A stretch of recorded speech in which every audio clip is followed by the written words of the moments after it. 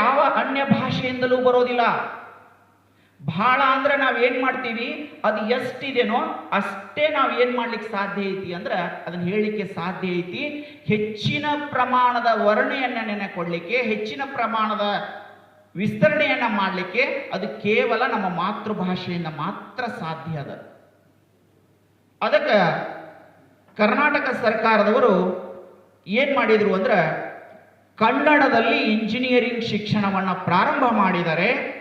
ಅದಕ್ಕೆ ನಾನು ಈ ವೇದಿಕೆಯ ಮೂಲಕ ಸರ್ಕಾರಕ್ಕೆ ಅನಂತ ಕೋಟಿ ಧನ್ಯವಾದಗಳನ್ನು ಅರ್ಪಿಸ್ತಾ ಇದ್ದೇನೆ.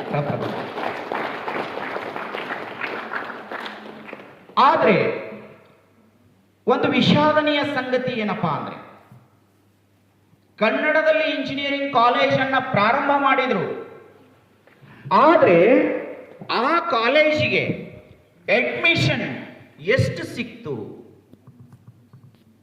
ಅಪರ? ಆ ಕಾಲೇಜಿಗೆ ಎಷ್ಟು ಅಡ್ಮಿಷನ್ ಸಿಕ್ತು ಅಂತ ನೋಡಾಕ ಕುತೂಹಲದಿಂದ ನೋಡಿದೆ ನಾನು. ಹಾಗೆ ಎಷ್ಟು ಅಡ್ಮಿಷನ್ ಸಿಕ್ತು ಅಂದ್ರೆ 2 ಅಡ್ಮಿಷನ್. 2 ಅಡ್ಮಿಷನ್ ನೋಡ್ರಿ, ಎಷ್ಟು ಖೇದ ಅನ್ನಿಸ್ತೈತಿ.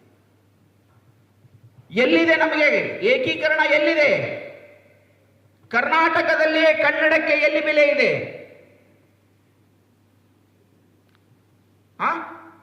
ನಾವೇನು ಬೇರೆ ರಾಜ್ಯದವರಲ್ಲ, ಕರ್ನಾಟಕದವರು.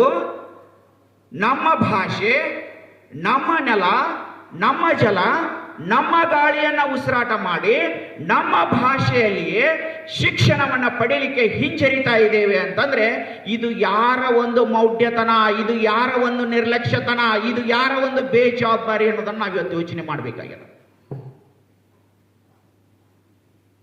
ಸರ್ಕಾರ ತನ್ನ ಕೆಲಸ ಮಾಡ್ತು, ಕನ್ನಡದಲ್ಲಿ ಪ್ರಾರಂಭ ಮಾಡಬೇಕು ಅಂತ ಇಂಜಿನಿಯರಿಂಗ್ ಅನ್ನು ಮಾಡಿದ್ರೆ 2 ವಿದ್ಯಾರ್ಥಿಗಳು ಅಡ್ಮಿಷನ್ ತಗೊಂಡ್ಕೊಂಡಿದ್ದಾರೆ.